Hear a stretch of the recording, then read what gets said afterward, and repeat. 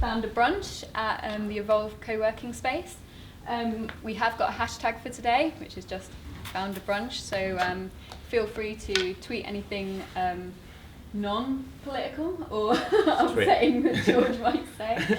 George has agreed to be very honest about everything that we ask him today, so there's no holds barred on questions or topics, or there's nothing off limits. But yeah, do bear that. Just edit that maybe. When tweeting. Yeah. So yeah, for those of you who don't know us, we're the Evolve Startup Support Team. My name's Samantha Deakin. We also have Janet Grant and Darren Chowings. This is a first in the Founder Brunch series, and essentially we're just doing this because we realise there's a lot of meetups that happen in Sheffield, there's a lot of events that happen in Sheffield for entrepreneurs, but we really wanted to create a space for very early stage entrepreneurs who are actively working on their idea. So people who are attending this event aren't necessarily just interested in entrepreneurship or think they might want to found a startup in the future. They're actively working on something. So what we're hoping is that will help you guys all support each other as well, because you're dealing with similar problems or have done very recently or will do in the future. So that's why we're running these events. They're going to be monthly on the last Thursday of every month at the same time in this space. We might mess around with the format a little bit, and we'll be taking feedback into consideration all the way through. So if you do have any feedback, I already know for next time that we need to get water and cold drinks as well as coffee. But yeah, I mean, this is all subject to change, and we want to really create an environment that's as useful to you guys as possible, so that you're not just coming to an event that is surplus to requirements, really. So yeah, on that note, we're really lucky to have George Bettany with us for the first Founder Brunch. So we're going to keep it fairly informal. The structure for today is I'm just going to introduce George to you guys. I'm sure you've probably read up a little bit about him already. And then we're just going to go into some questions and answers with me and George, very, very short, and then you'll have a chance to ask George any questions. So yeah, we might as well just jump straight in. So George, essentially, we met George 2010, I think he started his journey. I think I met you first, Granny, before I started uni. Yeah.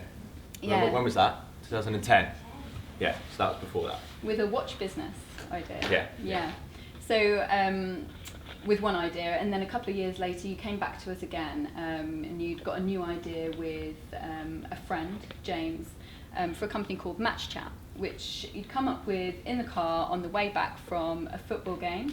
Yeah. Or you were listening to football on the radio, is that right? Yeah. And you were thinking, this is ridiculous. People are calling in to talk about, football on the radio. Why isn't there some kind of platform that you can discuss football games as they're happening in real time with lots of people?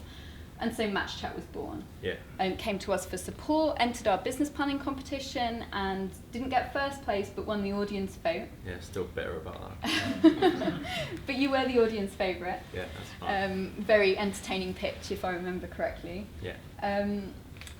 Soon after that, applied and was accepted to the Ignite Accelerator in Newcastle. Yeah.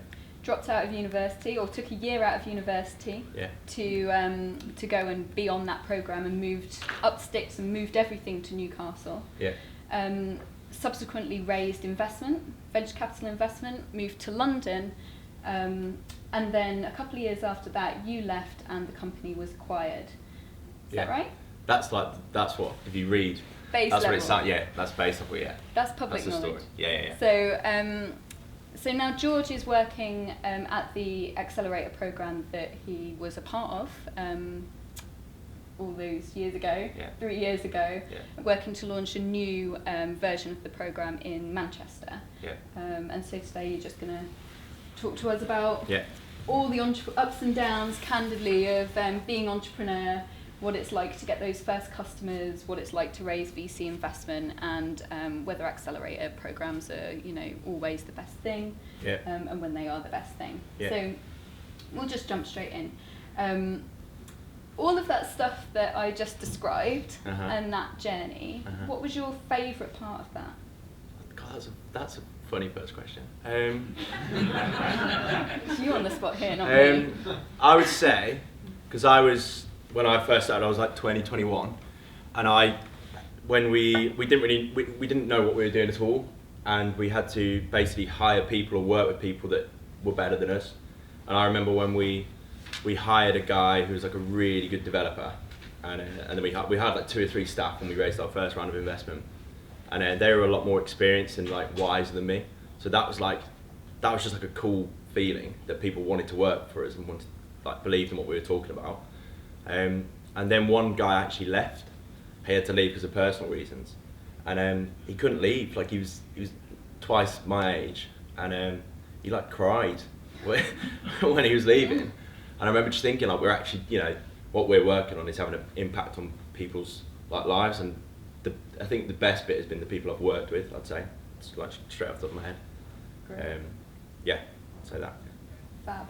And speaking about bringing other people on board as well, you know, sort of widening out the skills that were in your startup. You and James were both non-technical founders of a tech startup. Yeah. And you managed to get the holy grail. You managed to get technical co-founders, and even better, right at the beginning. Even better than that, we didn't know, like, we just thought you just build an app. I'd read TechCrunch and you build an app and then it sells, like Instagram had just sold, I think in 2012 or something. So I just thought all you've got to do is build an app and then you're just like a millionaire. Like that's how it works. Two-step program. Yeah, so as soon as we pitched the computer science department, and we found one guy just came back and he brought a guy with him, and we were like, we don't need 2, we just need 1 guy, you build it, we'll sell it, and then we're going to be rich, like, it's easy. But what we didn't know was that to build like a platform or a website or an app, you need a back-end developer and a front-end designer developer. We just didn't know the basics and the fundamentals, and they were telling us, like, lads, like, you don't know what you're on about. You need Stefan, the back-end, and you need me to make it look nice and like work. So we even got like better than we thought, because they were so well balanced, and then me and James were so well balanced that we just got lucky, really. So you didn't know them before? No, I knew James, like, he was my best mate at uni, and then we didn't know those 2, so that was actually quite difficult, because we had to, before we like talked about equity and before we talked about anything, we had to get to know them a little bit before we started thinking about those things. So that was hard. How did you do that? How did you make that decision, and what decisions did you make regarding equity? We basically pitched the department and said, this is what we're trying to do. If anyone's interested, come and talk to us here. And they came straight back, so Nabil came straight back, brought Stefan. They sort of said, right, I get it, we can build this for you. And by the time I got home, they'd sent me like sort of visuals of how it would look, and it was exactly how I envisaged it, like saw it as well. So I was like, these lads are, you know, shit hot, they're good. And then, so it took a while before they built the first version. Me and James, like, we weren't studying, we were just doing whatever we were doing. And then we worked on it for quite a while, and it got to the summer of like my second year at uni, and we basically decided, so Stefan was from Holland, Nabil's from London, we're from like the Midlands, so we were all about to go home for summer, and we said, look guys, like, let's go for this, let's all stay at uni or in Sheffield for the summer, let's work on it. If by the end of the summer we've got nothing to show for our work, then we'll stop and just do our 3rd year and just get it done, and we'll see. So Stefan didn't go home to Holland, Nabil didn't go home to London, we didn't go home, so we worked from here in the library for like 2 or 3 months, just solid, and that's when we talked about equity. And to be honest, we just thought we'll just split it 4 ways. We'll just, like, we didn't want there to be like a 90% and 10%. We didn't want there to be like a hierarchy. We just wanted, you know, at the end of the day, we didn't know what we were doing, so it's not like I had experience to say I deserve more than you. We were all so flat from day one, and that did create issues later down the line, but it's the only way we could have done it. Like, we didn't have a choice, so we literally like wrote it down on a bit of paper, and then that was it. That was literally it. Legally binding. Yeah, but me and James took like so long thinking about things like that. Like, I was speaking to my dad, speaking about trying to get as much advice in it as I could. And in the end, we just sort of went, yeah, it just feels right. Let's just split it 4 ways. So we might come back to some of the problems on Yeah. that later on. Yeah. But what was it like founding a company with your best friend? What were the benefits and drawbacks of that, if there were any? I think it was, so when we left uni to then move to Newcastle, we then lived together, so the whole team lived together and worked together. And looking back on that, me and James have said we will never ever do that again, because you just don't stop, like, you don't switch off, you're just constantly like on, and you don't have a break. There's no disconnect between life and work, and it just got ridiculous. And the other thing was you didn't actually have time to go away and have your own thoughts.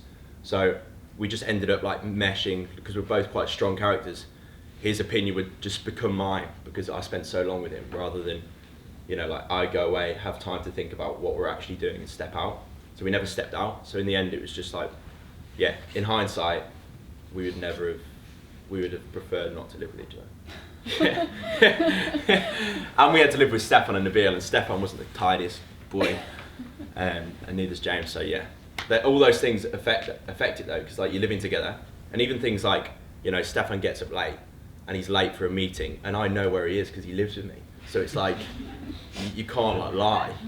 So little things like, honestly, they grind. Like he hasn't cleaned his porridge bowl, and I'm in the office before him, and it's little things like that just honestly it makes a big difference. So yeah. And was this when you were in Newcastle that Yeah. you were all living together? Yeah. Oh Yeah. wow. Okay, so you moved to Newcastle for the Accelerator program. Yeah. What stage were you at when you? I know a few people in the room here have either been on Accelerator programs or are maybe getting to the stage where they're considering, you know, that they might be Accelerator ready. What stage were you at when you went to Ignite? I think we got quite lucky, I'd say, because we were the team. Apparently, we were like the 10th team, so they select a cohort of 10, and a lot of the other teams, some would come from like America, from ex-Google and ex-Apple. There was a few companies from London who were like making money, and we were like these students who were just like, we even like wore suits to our interview because we thought that's what you do in tech, and we just got laughed at because it was like a room of investors and stuff, and we just looked stupid, but we thought that we wanted to make an impression that we were serious. What are you supposed to wear? Just wear what you want, doesn't really matter, does it? Oh right. Yeah. So yeah, what was the question again? What stage were you at when you joined? So we probably had like a product where, so the basic app was that fans could talk around the live match, and we brought in like social stuff and people could message, and there was live stats. So we had like this basic web app that people could use, and to test the model, it was like varsity, university. So we did a varsity version for like Sheffield versus Sheffield Hallam, and that like went ridiculous. Like I was in the library, and like on like 10 screens around me, people were on the site keeping up to date with varsity and using it to talk about varsity. And then so we had a spike of like thousands of hits and none. So we used that in our interview to say that, you know, this is cool. We've done it for varsity, but we want to do it for like the Premier League, and we want to do it for other sports, and this is how big it could be. We've got a great balanced team. But really we had like no real proof, other than that we had no real proof that anyone would ever need match chat. Like they were already using Twitter, they were already using Sky. So we had an app and no one was using it, and we had a good team, like a strong balanced team. That's what I'd say. That's all we had. We had nothing really. So had you made any sales at that point? No, we had literally nothing. Like wow. Yeah, it was a joke. And there's two guys there's John Bradford, who's like Mr. Accelerator in like Europe, and Paul Smith, who's the founder of Ignite. And all the investors apparently didn't want us on. And these guys were like, look, these guys will just they're good. So when Paul called me, he basically said, you're on, and we like cheered. And then he went, but you better not fuck this up. I put my neck out on the line for you. And I think they did. I think they genuinely, like the investors just didn't want us, so we had to like prove ourselves massively that we weren't just kids, that we weren't just going to go back to uni and just stop doing the business, that we were serious. So I'd say, yeah, we had to like properly sort of fight to get on. Which, yeah.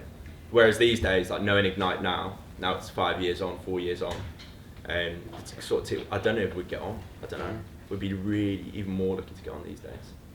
And why is that? Do you think it's because the Accelerator has matured, or do you think it's because tech startup as an industry has matured? Like, I think if you think back to when I was working on Matchchat, there wasn't things like this. There wasn't.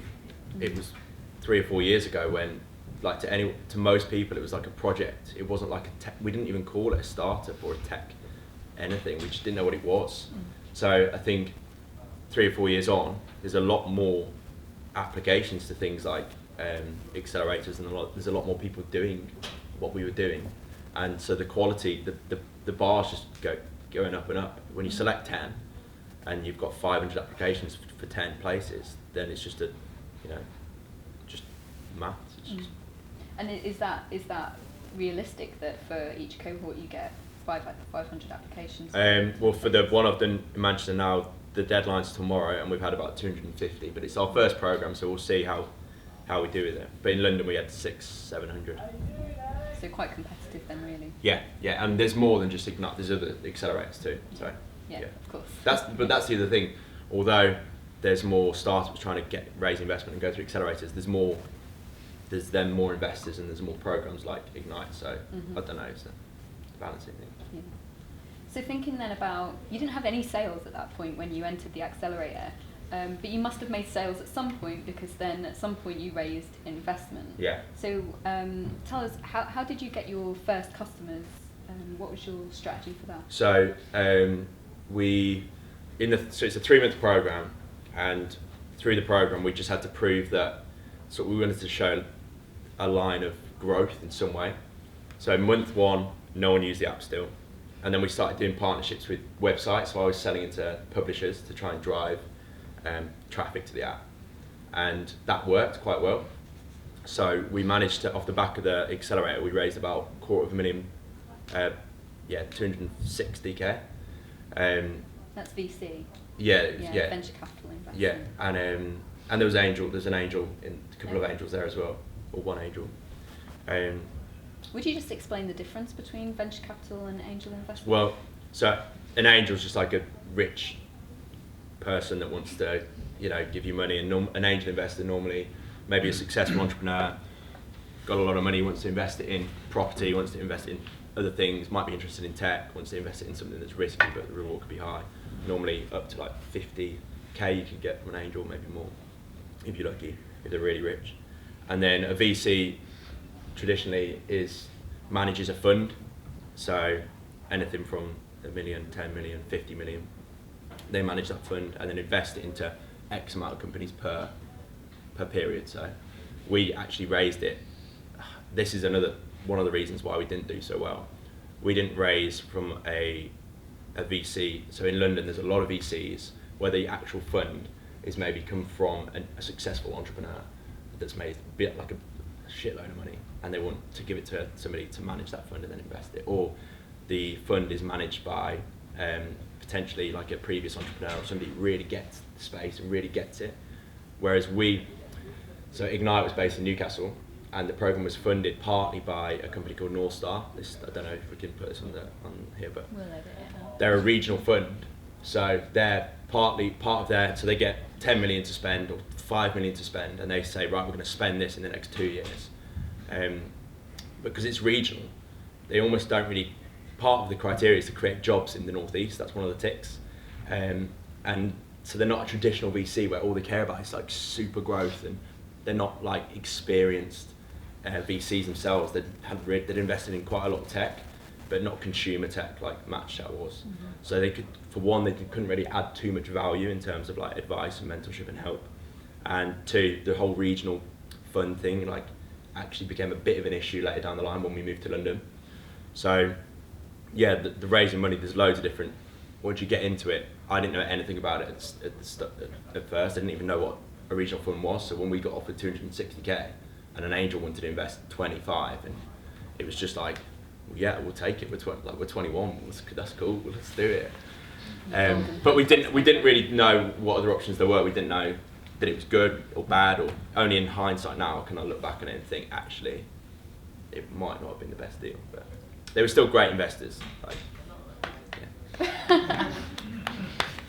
Did the investment change anything? Yeah, big time. What did it change, and what was good and bad about that? Obviously, you had money. Because we were like living in a student flat. If you think about it, student flat in Sheffield, going out wherever we're going out on Viper rooms and the student union, and then 6 months later, we've got a board and a bloke who's given 25k of his own cash to like 2 young lads, and suddenly it's like, right, where's the money going to come from? You've got to make money or you've got to grow.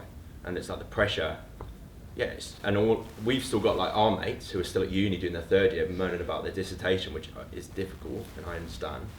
But basically no one around us understood, like no one understood, like parents, friends, just me and James were in this like pressure cooker. And you had bosses now. Yeah, well, we were still the bosses, but we had to, it's just a different game when as soon as you raise money, I can't really explain it. And I can explain it further, but it'd take a little bit of time. But it does change like everything as soon as you raise money. The emphasis is completely different. Okay. And just speaking about some of your friends that you were talking to, saying you removed yourself from that environment to start this company. Yeah. And your friends were still at university doing their third year. Did you ever feel that you were missing out on anything? No, because you like you guys know what I was like from even before I came to uni. I wanted to do stuff like this, so I think I was happier doing that stuff than, you know, my mates would just get up at, I don't know, they wouldn't make the most of their time, and I wanted to make the most of my time, build and do something good. So I was happy, to be honest. Yeah. It was just difficult that you couldn't really share it with them, and even like your best mates didn't really understand. So that was hard. Okay. I didn't really miss. You were bound to do this anyway, right? Yeah. Well, I just you were just looking for an opportunity. Yeah, that's probably one of our downfalls as well, is that we just wanted to have. I just wanted to be doing something, and it wasn't necessarily. I didn't really care too much about what the app was, and that later down the line, when you raise money, when you hire staff, when things change and when things get hard, you really have to be sure that this is the business that you're going to spend the rest of your life, like the next 5 years on. And to be honest, like when you're 20, do you really know that? Do you really know if like match chat's the thing that you're going to work on for the rest of your life? So. Do you ever?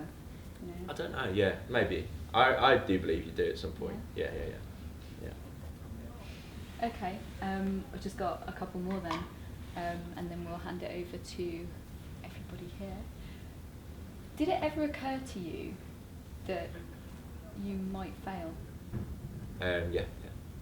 And why didn't that scare you away? Good question again.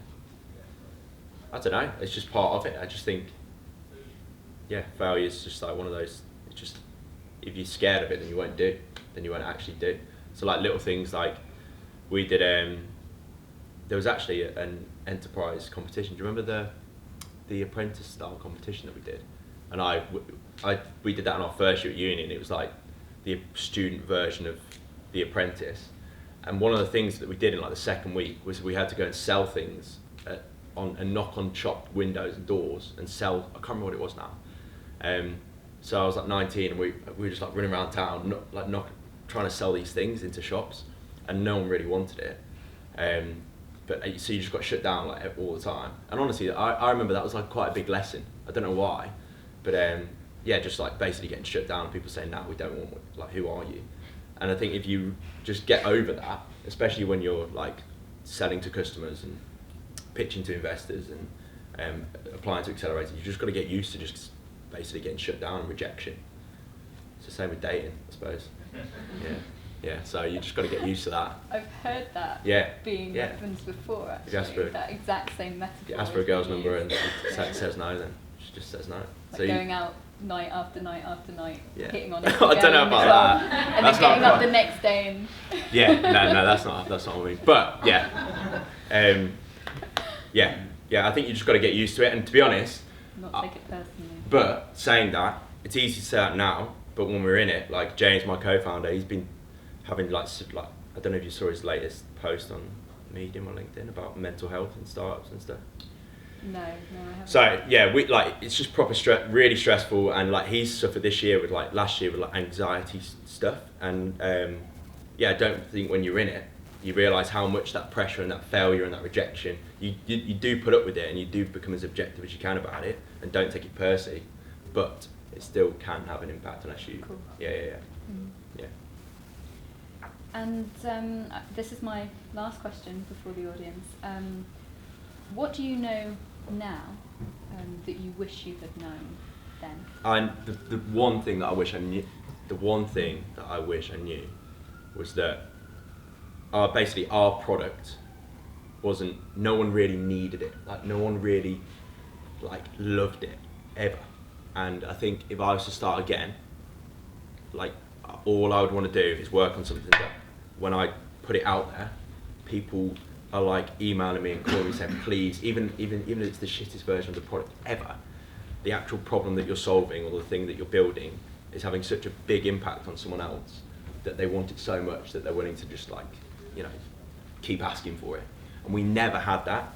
And basically, because we never had that, and we were really good at selling and pitching and hustling and talking about a vision and everything. We then raised money, went through an accelerator, raised loads of money, raised like too much money, and that all compounded the actual, if you actually look back, go down to just like the basics of business, which is build something that people need, like even the basics of like, you know, let's not talk tech, like anything. If you don't build something that's better than something else, or something that's really fucking good that people need, you haven't got a business.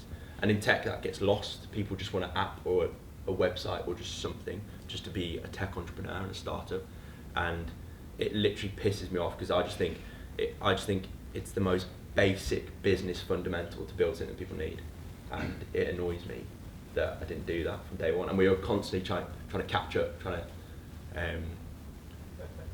to make it work after that, rather than don't raise any money, don't talk to anyone else. Let's just try and build something that people need, and once we feel a pull, then we go from there. So yeah, I would just say, just make sure before you start think about anything else that you've got something that people love and fucking need. That's it. Thank you. That's you give George a round. Thank you for being so honest. Mm-hmm. And I guess it's over to you guys. That's all from me. Wow. Okay. Straight away in the front. Hi George, thanks for that. Just 1 second. Yeah, I was going to ask. Before you ask the question, if you could introduce yourself and just the sort. Because I don't know what you do. Like, I don't just say what you do or what you're working on or anything. Yeah. So I could just go on. Yeah. Well, my name's Matt. I'm a co-founder of a content marketing company called I&I Travel Media. Cool. We work with the travel industry. Yeah. We're sort of productising a lot of what we're consultants. Yeah. We have been for 5-6 years. What we're doing now is productising a lot of what we do, so we can sell it in a sort of SaaS way. Mm-hmm. So you've got like an agency, like is it an agency style, right, but you want to build a product that is more exactly like scalable to sell it. We do a lot of stuff for lots of different companies. We want to distill it down to a much more focused product that we can sell and replicate. Yeah. On a much higher scale. Got you. I've got a bunch of questions, but I'll start with a simple one. It's a sort of double-headed question. So it's like 600 applicants to Ignite. Yeah. In London. Yeah. So what are they looking for? How are they evaluating those 600 people? And then the flip side is, how would a founder evaluate an accelerator? What are they? How do you judge between? So, first of all, what Ignite look for, or what I know most do, is how good is the founder or how good is the team. That's literally number one. Why are they doing it? Why are they working on this problem? How driven are they? Literally, we ask questions like, what's your background, to understand, you know, if this all fucks up, can they just fall back on something? And that was one of our biggest challenges, is that we could go back to uni. Whereas, you know, we've invested in people that have, like, you know, gone through really tough, difficult times to do the business, so we know that they're fully committed, that they've got nothing else, so they have to make it work. Because you're looking at trying to invest in someone that will just knock down brick walls to make it happen. That's number one. And then number two is, how big is this opportunity? And then other than that, like, we don't really look at, you know, we don't look at too much else. It's really, how good's the founder? How big could this be? And if we really believe like they're the guys that can do it, then that's all we're looking for. And then the traction part of, like, how much customers do they have, or how much usage do they have of the app, or we do delve into that. But the first two things that I reckon every investor and accelerator looks for is founder and market, or team and market. And then for you to look at accelerators, I would just get to know, like, the team that's behind it, and don't get too clouded by the noise of a brand and the noise of you know, like there's down in London, there's Techstars, C Camp, EF. They all do slightly different things. They also do it slightly differently. So I would get to know more about who the people are behind it, who are the mentors, and what actually do they do during the program, and just see what's best for you. Because some people, I think, treat accelerators like like X Factor. Like, if we get onto we definitely did. If you get onto, we thought we'd made it. We thought Accelerator had done business. Where really it's just like it just makes you go a little bit faster. But it's really just still down to you. Like, how good are you at selling? How good are you at building a product that people want? That's it. So it's just the same as anything really. I don't know if that answers the question. Yeah, definitely. Elizabeth? You're next. Right. Hi, I'm Elizabeth. I'm the founder of an SMS business informatics startup. Cool. I'm going about exactly a year, I think, this week. And I went to an accelerator last autumn. Which one? .Forge. Cool. Accelerator Cool. based in Manchester at the time. With Emma? Yes. Emma Cheshire, yeah? That's right. Yeah. And my question is about, I'm a team of one, and I've been trying to bring another person on in kind of a COO role. Yeah. And I'm interested in what you were saying about that arrangement in the beginning around equity. Mm-hmm. I've got a lot of conflicting advice, and I find myself kind of paralyzed with indecision, so I'm kind of flapping around in a circle because I don't know how to bring up this person on board fairly, and I don't want to feel like I've trapped myself into something negative further down the road. How well do you know them? Well, I thought I knew them really well, and now I'm starting to think, oh, I'm not sure. If that's how you feel, if that's your gut, I would just stick to your gut, and if you're not sure, then you're not sure. Like, that won't go away, that'll only get worse. So make sure you're 100% before you bring them on and give them equity. That's rule number one. Okay. I don't like that you're like not sure. But we've Before you already give any worked together, I feel like I'm equity away in anything, any investor, any staff, just make sure that you're sure. If you're not sure, then put it off, you know. Isn't that where like vesting would come into play, so you could vest that over? Yeah, you can. Do you know about vesting where you can? Yeah, we have Yeah. different views of that.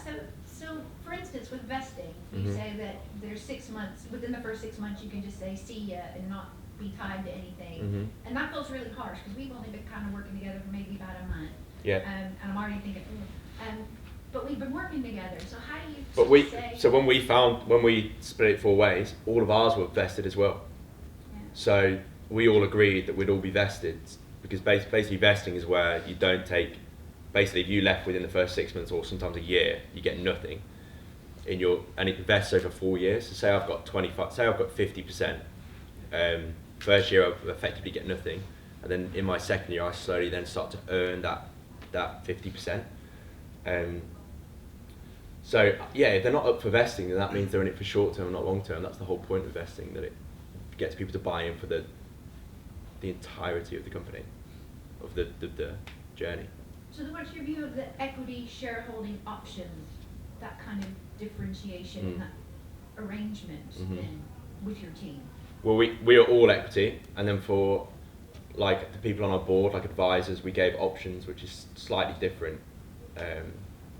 But I would say, yeah, if you need this person, then keep the relationship going, and if you like them, but just make sure before you give any equity away that they're the right person.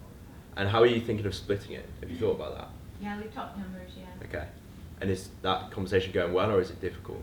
The numbers are fine. I think the vesting terms are, we have different views about that. Okay. And what are their reasons for it? What are their reasons for it? Yeah. I guess they just don't want to wait as long as I think they should. I don't know. I don't know. But they've got to buy into the fact that you're going to be working on this for, it's not a 6-month project, it's No. like a 5-year thing, at least, like 3 years at least. So if they don't buy into that, then you don't really want them. Okay. I don't know them, but that's one. Anybody? More questions? Hugo? Hi, I'm Hugo.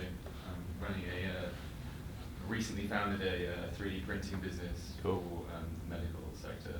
Cool. I'm looking, right now, a lot of my business is tied in with a professional radiologist who's a specialist in their field, and I'm looking for a way to kind of automate the process so Yeah. it can go out on a broader scale. Okay. I'm having trouble getting into the computer science department to find anybody who really knows what they're doing about that. So how did you pitch to the computer science department? When you say tied in, what do you mean by tied in?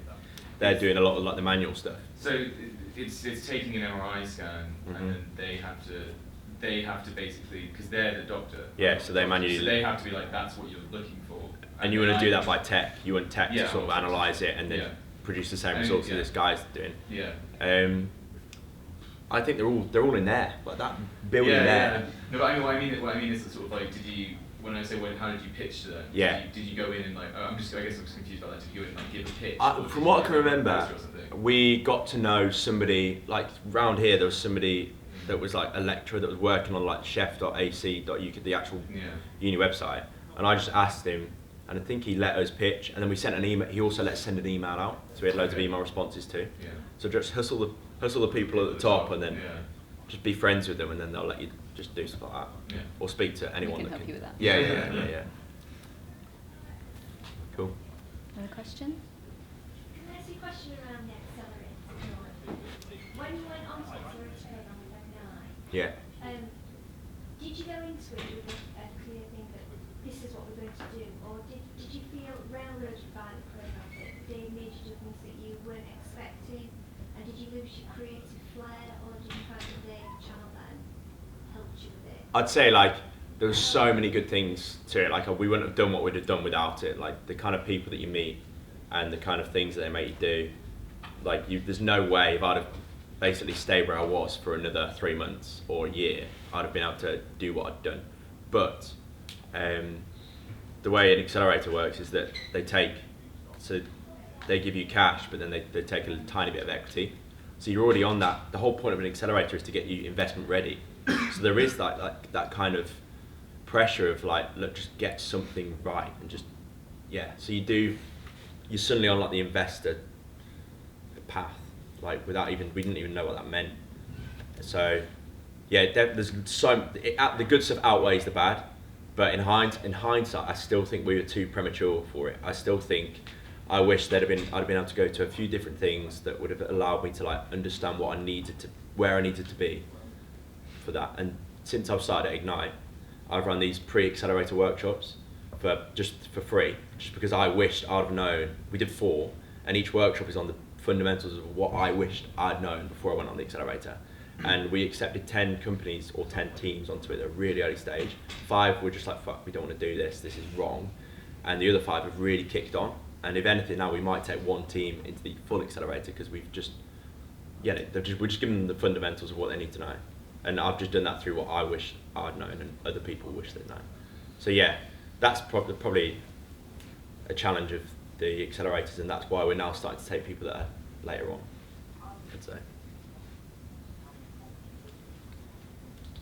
A bit of a random question, but earlier on, I think Sam mentioned something about you setting up a watch company, or that was maybe your first thing. I just want to know what happened with that and how many business concepts you may have worked on before you got to Match Chat. Yeah. Well, that was a shit idea in my head. Oh my god. It was basically.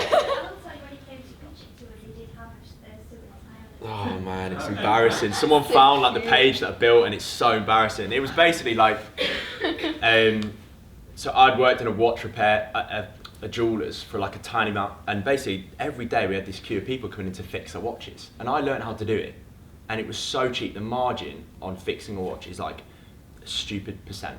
So I was like, I'll just do this. When I go to uni, I'll just do this for students. Like, so it was called Watch It. I came, spoke to the team, they gave me a bit of cash. I spent it all on flyers, and I remember like I was giving out the flyers at the union. I watched like everyone just throw them on the floor, put them in the bin. One guy came with his flyer, so it's the most expensive acquisition model ever, 250 quid for one battery, which is a fiver. So I lost 245 quid. And I had this big vision of like, we'll franchise it, we'll go into all the unis, like, everyone needs their watch fixed. But I remember week 1 of coming into like my dorm, and I was like, no one's wearing a watch. I was just thinking this, but then I looked around and there are a couple. Yeah, but even if you break it, like a student as well, that's the last thing they care about, innit? They spend like £2 on a bottle of wine if they can. So, and I even did this map of like our competitors to prove to these guys that there's no competitors. There's like 10 watch repairs in this area, and I still tried to convince them that I was like unique. Anyway, so that, yeah, you literally did, didn't you?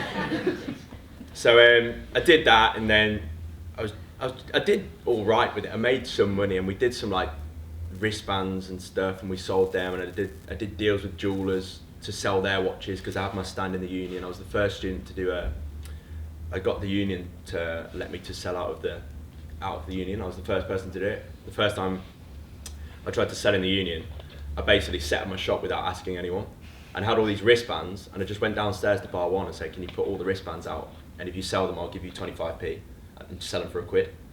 And they started selling them, and the next thing you know, I've had this call from like, I don't know what his name is, the commercial director of the union, and said, George, is this George Bettany? Yeah, can you come in please? Came in, he didn't give me a bollocking, but he was like, mate, like this needs to be a bit more professional.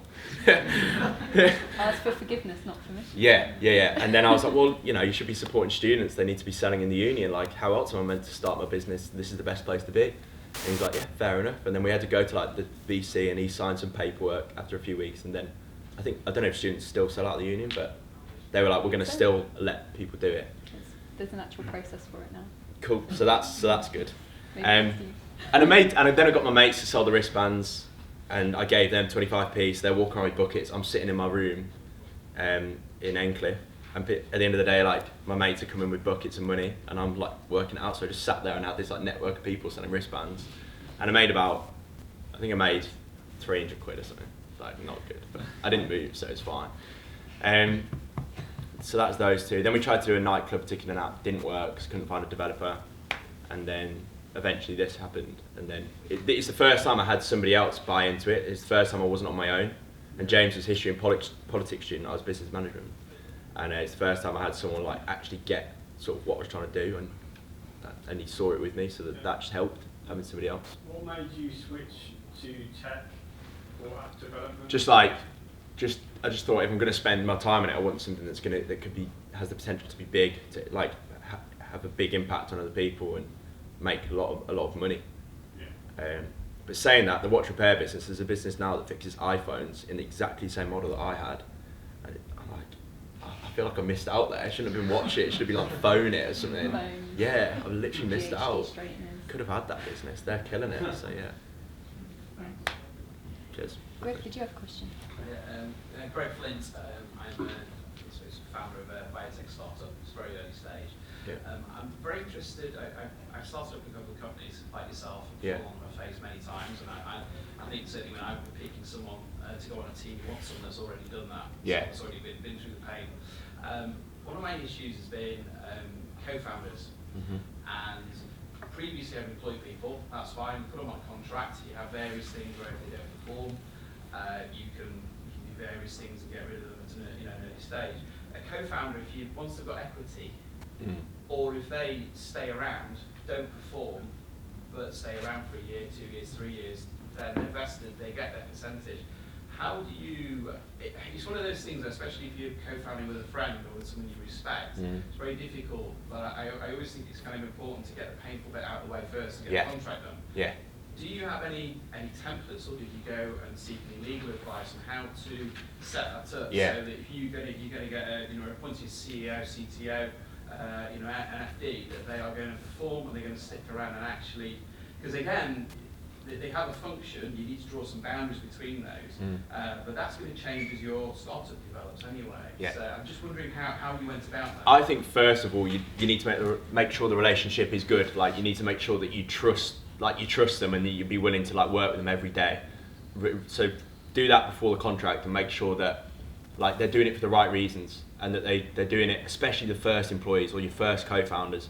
Like make sure that they buy into like the bigger vision, because like you said, their roles are going to change. So if they're just doing it for the cash that you're going to pay them or to make a quick bit of money, that's not your first employees. Maybe later down the line you can do that, but like your first 20, 30 staff should all be in it for the right reasons. So if you are really like, if you trust your gut on that one, if you know that they're not in it for the right reasons, then don't work with them.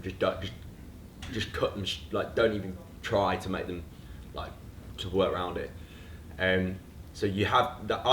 We just got lucky, but even in our first, the people that we first hired, so we had a team of 10, and one of the guys from the original founding team did leave at one point. I can tell you more about that.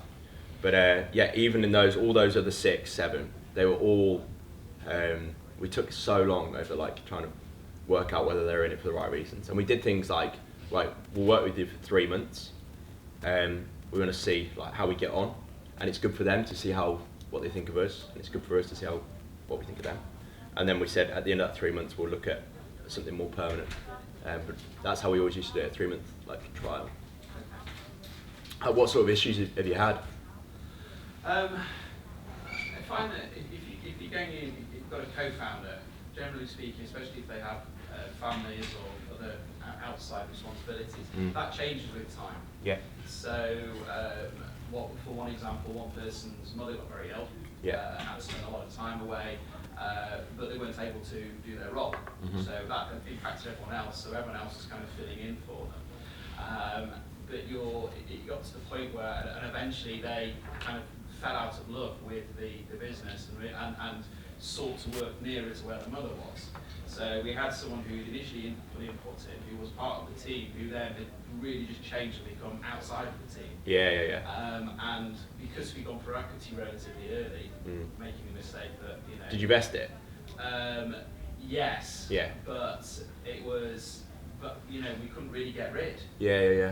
And actually what happened is I just sold the company because it wasn't, as you say, if you've not got a good team together, there was no point. No. Because culture eats breakfast, culture eats strategy for breakfast, isn't it?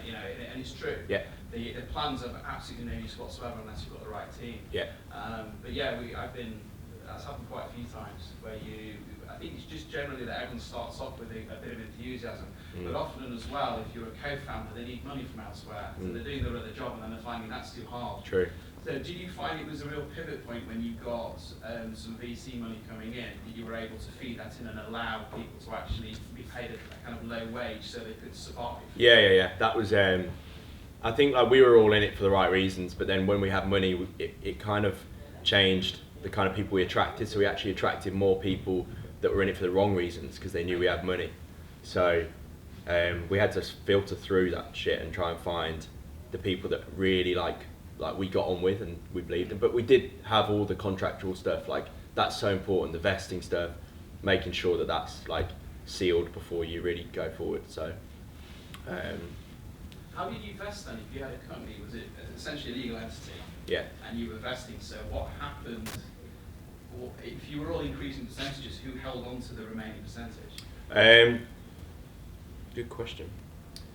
So I don't think many seed investors or good seed investors or no accelerator will take you on unless your shares are vested, because imagine if someone gave you 250k and I had all my shares and I just went, I'm leaving, lads, I'd like to sell all my shares, and you effectively could, you can't just say, I can't remember now. I think the way it works is that it would go back to the other shareholders and would be prorated across the board. Okay. Something like that. So it's more about your relationship with each other. It's literally the most important thing. After making sure you're working on something, that is there a problem? Yes. Do people need it? Yes. After you start on that, then it's all about team. All about team. And just if you found it difficult, just keep going and just trust your gut. You've been there and done it before. You just know if someone's having you off or if someone's doing it for the right reasons. And then so Stefan, who was one of the developers who worked with us, was in it for the right reasons. We split it 4 ways. He was a student, and we've pulled him out of uni. He's an international student, and we've pulled his parents, spent a lot of money to come here. And then they've met me and James. We've gone come on, mate, let's go to Newcastle. And even Nabil had been to this. I don't know if he's watching this, but he's on a really expensive school. His parents had put him through a really one of the top schools in the country. I think it's the 3rd top school after Eton or something. And it finally come to uni to do computer science. And after 3 months or 6 months, we pulled him out. So we didn't know what to expect. We were more bought in than them, but they were bought in. And then once we raised money, basically Nabil was fine. Stefan wasn't turning up to work, and I lived with him. He just couldn't get out of bed. And put it off, put the conversation off, put it off. Just got to the point where I was this is just, something's not right. So I took him after work, I was mate, do you want to go for a beer? Because I just thought if we get him a little bit drunk, he'll open up. And he did. He was just mate, this isn't for me. And if I didn't, he was it's not for me. I just don't feel right. I'm not happy. I've got pressure from I can't do it. This is just not what I want to do. I was mate, it's fine. We can. He was yeah, but I feel like I'm letting you down. And what about the equity and stuff? I was mate, we can we'll sort all that. That's not a problem. If you're unhappy, then you're gonna. It's my life as well as yours. If I'm dragging you along, then we won't succeed, and no one will do anything good. So, I think I learned from that conversation that I should have had that conversation about 2 months before, because I saw it. My gut was straight away, there's something wrong here. So, but because we had such a good relationship before that happened, it was so easy. There was no problem with just even with equity, he was so cool with it. And Stefan came back, didn't he? Yeah, he came back to uni. Yeah, I think he's had offers. He reconnected with He's us. had offers from Google and stuff now, so and he's much happier sort of doing that and doing what he's doing. So, and we're still really good mates as well. Like with everyone I've worked with, there's been no fallouts because I think we took our so much time on choosing who to hire and who to work with, and then we did get the legal stuff sorted as well. Yeah. I think we've got time for one more. Yeah. We're going to have time to sort of network as well, and there's still 2 sessions one-to-one available with George, so if you do want to have a longer conversation, you can talk to me at the end and I can book you in for one of them if you're around this afternoon. But, yep, one more. Andy? Hi, Andrew, management consultant doing a blockchain startup. Cool. Questions about mentoring. Yeah. How important was that to you? At what point did you find someone to talk to? Yeah, that's massive as well, like mentors. I think, like, the guys here tried to put me in touch with people, but it's difficult because you have to just go through meeting a lot of people before you meet somebody that can really, like, one, you get on with and you sort of trust their opinion, but 2, actually adds value.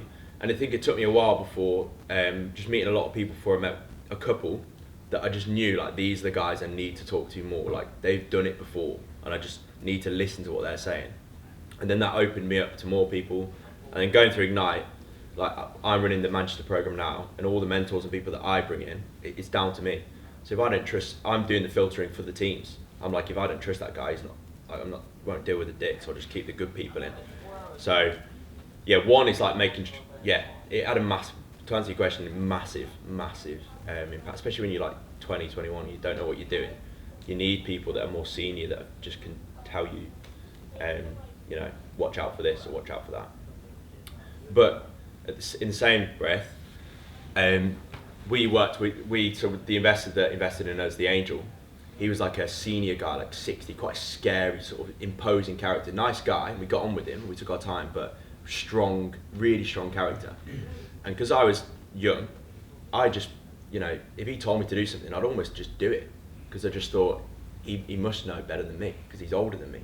But that's one of my biggest regrets, is like not trusting my gut more. Because at the end of the day, if he'd have done it, he'd be the next Facebook, or he'd have built it. But he's a multi-millionaire, but he's done it not through building a tech company. So really, if anyone's going to do it, like if I was really going to do it, and if I still am, then you've got to take on mentoring and work with people, but at the end of the day, it's down to you. So you've got to take on advice, listen, but take it or leave it sometimes. So you are your own filter? Yeah, definitely. Like, people come to me now just because I work for Ignite, and people pitch me an idea and go, what do you think? And I'm like, well, yeah, it's all right, yeah, it's good. But what difference does it make if George Bettany thinks it's good or bad? It doesn't make any difference, really. And just because someone's a multi-millionaire or someone's built a company, yeah, they can say, that's a cool idea, mate. But really, the ultimate test of a business is the market and the customers and the users. That's it. So the people that actually spend more time with their customers and with the market than they do going for coffees with people like me, then the better they'll do, I think. So I don't know if that's answered the question. Find good mentors, but not too many. Okay, so I just want to wrap up with one last question then, and we'll have time to go to for coffee and eat the rest of the muffins and maybe book you into a session with George if you want to. I just want to ask, is there anything that we should have asked you but we haven't?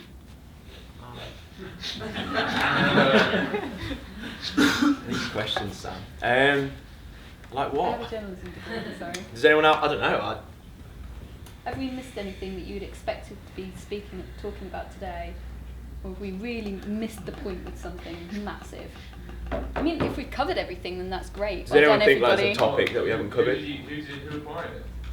So that's. Oh yeah, let's get down to the nitty gritty then. Yeah, so I'll tell you so we raised 260k off the back of the program, made some traction over like the course of a year, raised another similar amount of money, so like $500,000 at this point, and then basically the business changed quite dramatically from being an app that people would go to talk about the football.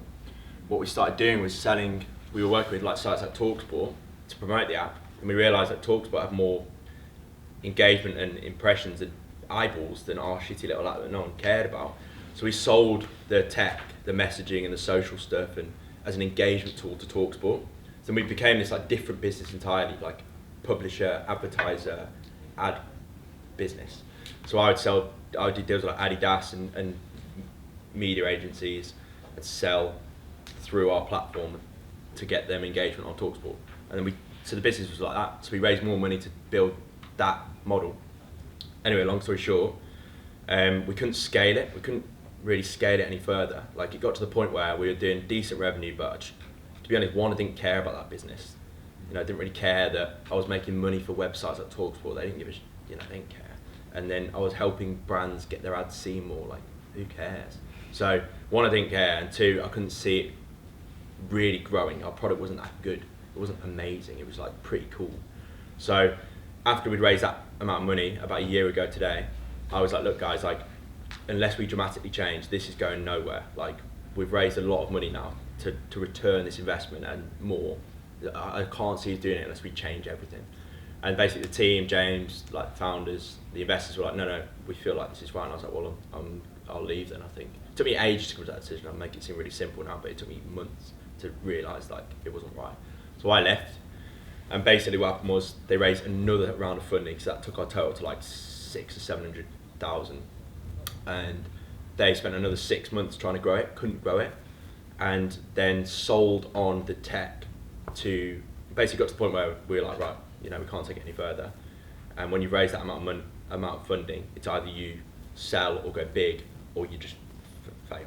And really, like, yes, the tech got acquired, but really, like, no one made any money from it, really. So, Accelerator, I just call it successful failure. Somebody gave me that word, so I'm just gonna keep embracing that word, successful failure. That's a new one, I've not heard Accelerator, yeah. Yeah, we successfully failed, that's what I'd say. So the tech got acquired and now the team is all doing different things. So James is now effectively like a VC. He's managing money and investing in startups. I'm working with Ignite. Phil is now like a senior CTO developer at a big startup in Edinburgh. Nabil is working on loads of different cool things. And Pringle, yeah. So the team's all gone different ways. But yeah, I'd say we successfully failed, yeah. Okay, round of applause for George.